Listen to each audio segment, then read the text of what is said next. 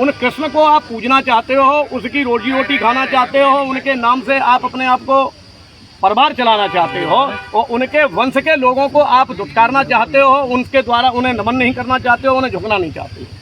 मैं पुनः एक बात कहना चाहता हूँ, अगर यादवों से इतनी नफरत है तो गंगा में स्नान करना छोड़ दो, क्योंकि गंगा यादवों को की माँ है, शांतनु की माँ है और यादवों में ब्याही थी। जमुना का आचमन करना छोड़ दो, भगवान कृष्ण की अर्धांगिनी है। गायत्री, वेद माता गायत्री नरेंद्र सेन यदुवंश की कन्या है और उस गायत्री मंत्र का जाप करना छोड़ दो। कौन सा ऐसा वेदांत है जो बगैर गायत्री के आप शुभारंभ कर सकते हैं? और उस माँ गायत्री का जाप करके अपने आप को आप ब्राह्मण कहते हैं। बगैर जनेऊ धारण नहीं हो सकता, बगैर गायत्री के नहीं हो सकता।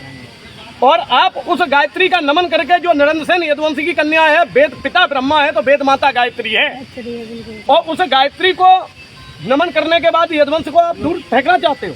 ऐसा कौन सा समाज है? यादव के दर्शन मात्र से मानव जीवन का कल्याण होता है। श्रीमद् भागवत महर्षि वेद व्यास जिन्होंने भागवत जी को लिखा, यादव श्री सुखदेव जी जिन्होंने भागवत जी को कहा, यादव राजा परीक्षित जिन्होंने भागवत जी को सुना, यादव, और उसमें टोटली वंशावली वो सब यादवों की 88,000 ऋषियों ने श्री राजा परीक्षित से ये कहा था कि यदि तुम अपने वंश की वंशावली को श्रवण करें तो तुम्हें मोक्ष की प्राप्ति हो जाएगी। चाहे वो कोई भी जाति हो, चाहे कोई भी वर्ग हो, जब तक यदुवंश की कथा को नहीं सुनता है, मृत्यु के उपरांत उसे मोक्ष की प्राप्ति नहीं होती है। और भागवत को सुनने के बाद मोक्ष की प्राप्ति चाहते हो और यादवों के मुखारबिंद से सुनने से अपने आप का अपमान मानते हो।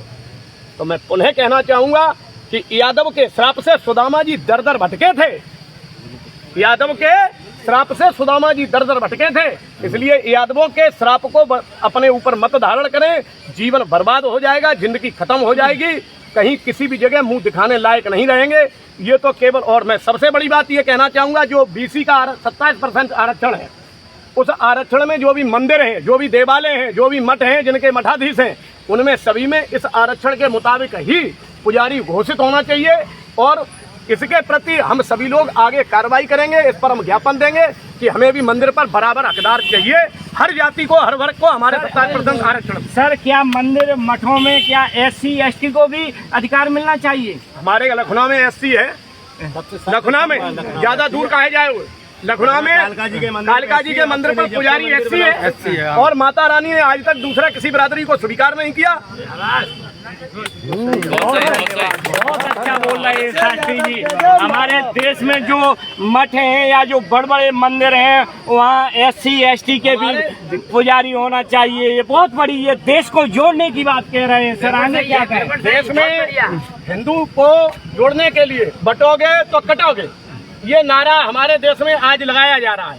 हम बिल्कुल सहमति हैं, लेकिन वही धीरेन्द्र शास्त्री कह रहे हैं कि जो है ब्राह्मण ने यदुवंश उजाड़ो। वीडियो मेरे पास में है।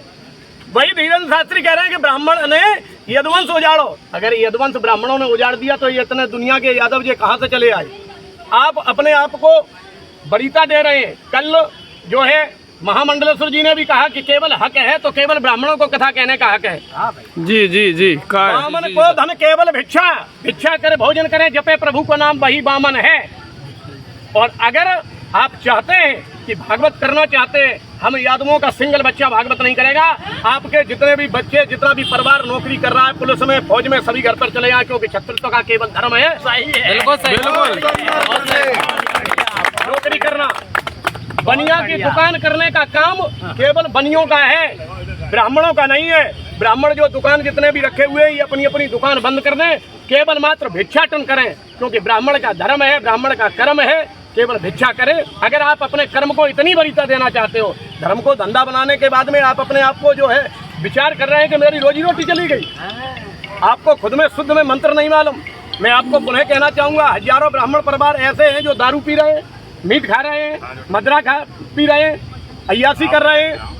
ऐसे ब्राह्मणों के कृत्य को जो है, जिन्हें खुद में कई परिवार ऐसे हैं जो इस तरीके से अपने आप को दूर से, ऐसा कोई भी यादव वक्ता ऐसा किसी भी तरीके से आज हर जाति में वक्ता है, बघेलों में वक्ता है, साक्यों में वक्ता है। मैं किसी यादव की बात नहीं, मैं सभी समाज की बात करना चाहता हूँ। अगर समाज की बात करना चाहते हो, हर समाज में कथावाचक है, हर घर में विद्वान है, हर परिवार में विद्वान है, तो विद्वान का सम्मान होना चाहिए।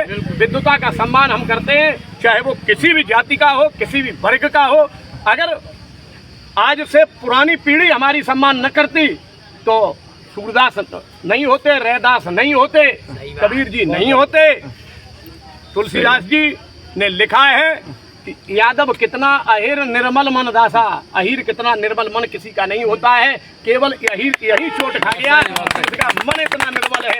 भगवान कृष्ण ने सुदामा जी को श्राप दे दिया, बोले तुम निर्धन हो जाओ, गरीब हो जाओ, दर दर भटको।